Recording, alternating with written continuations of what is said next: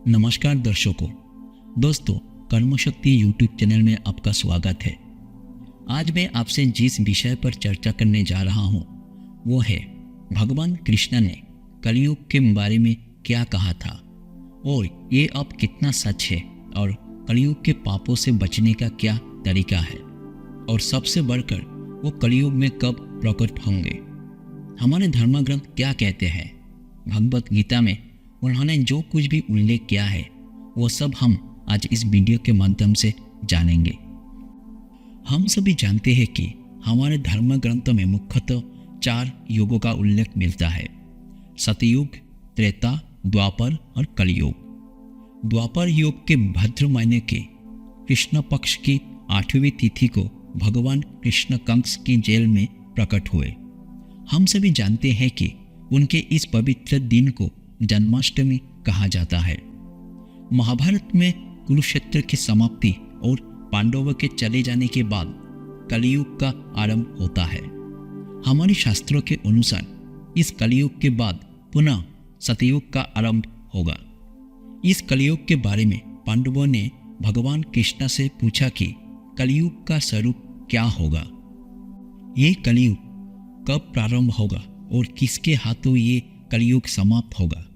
इस प्रश्न का उत्तर देने के लिए भगवान कृष्ण 5 पांडवों को एक जंगल में ले गए और कहा कि तुम 5 पांडव इस जंगल की 5 दिशाओं में अलग अलग यात्रा करना शुरू करो और अलग अलग दिशाओं में यात्रा करने के बाद जो पहली घटना तुम्हें दिखाई दे उसे आकर मुझे बताना।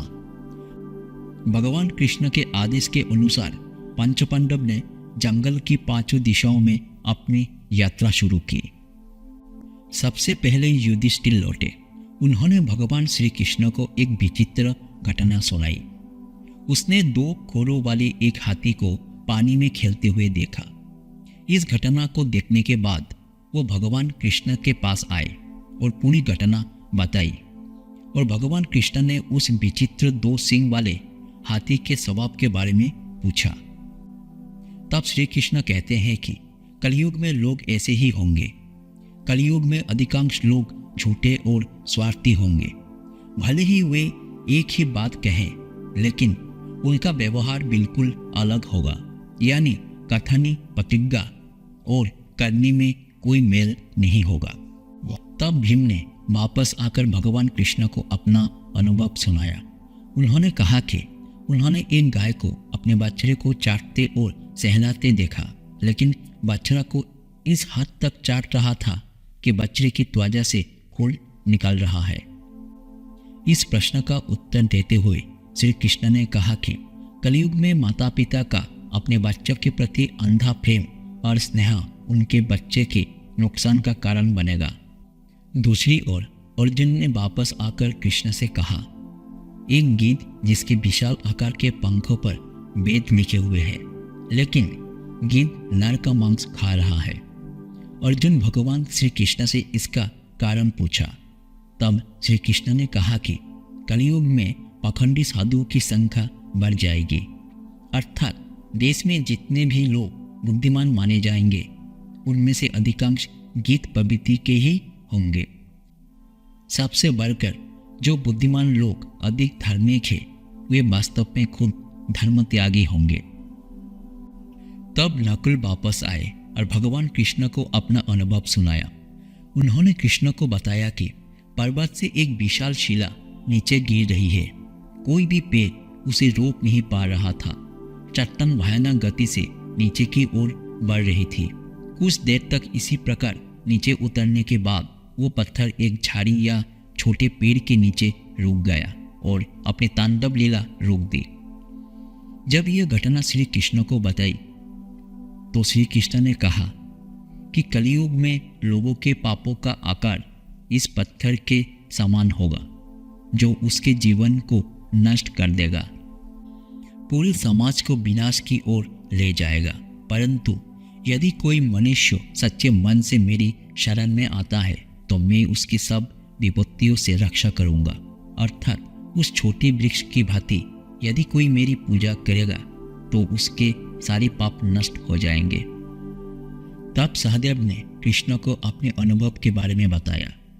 उसने जंगल के बीच में कोई कुएं देखे, लेकिन आश्चर्य की बात यह है कि इसमें से सबसे गहरे कुएं में पानी नहीं है।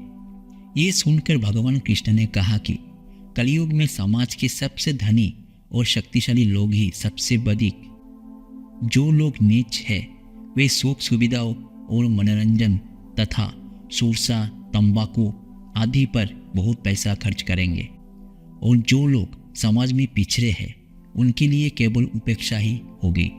इसीलिए कलयुग में गरीबों का शोषण प्रबल होगा।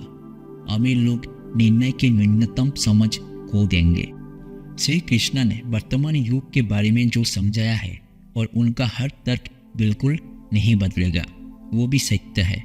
इस प्रकार यह समझाना कठिन नहीं है कि हम अपना विनाश और भी निकट ला चुके हैं। इसीलिए पाप के इस युग से बचने का एकमात्र तरीका कृष्ण की पूजा करना ही है। केवल कृष्ण ही हमें सही मार्ग पर ले जा सकते हैं। प्रतिदिन गीता पढ़े और साथ ही कृष्ण मंत्र में डूबे जाए। दिन में कम से कम एक बार कृष्ण मंत्र का जप करें। हमारे धर्म ग्रंथ में इस बात का उल्लेख है कि भगवान कृष्ण कलयुग में कब प्रकट होंगे। कलयुग में भगवान श्री कृष्ण का अवतार कल के अवतार होगा। कलयुग के अंत में भगवान विष्णु का 10वां अवतार कल्कि के रूप में संबल गांव में सुमति नामक ब्राह्मण कन्या के गर्भ से प्रकट होंगे। मुरादाबाद जिला एक ब्राह्मण के घर विष्णु यानी सुमति की चौथी संतान होगी।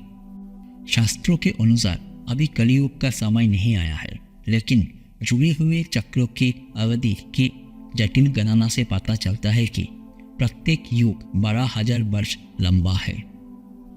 तो एक युग 3,000 वर्ष का होता है। उस गणना के अनुसार पता चलता है कि सतयुग का आरंभ 12,376 इंग्रजी पूर्व में हुआ था, और उस गणना से महाभारत काल की तुलना करने पर पता चलता है कि कलयुग का अंत 2025 इंग्रजी से प्रारंभ होगा। लेकिन पौराणिक मान्यता के अनुसार कलयुग की अवधि 4,32,000 वर्ष होगी। परिणाम स्वरूप उस गणना के अनुसार कल्कि अवतार के जन्म में अभी बहुत देरी है। लेकिन कलयुग में पाप से बचने और पुण्य प्राप्त करने का एकमात्र तरीका हरिनाम और पवित्र गीता का पाठ है।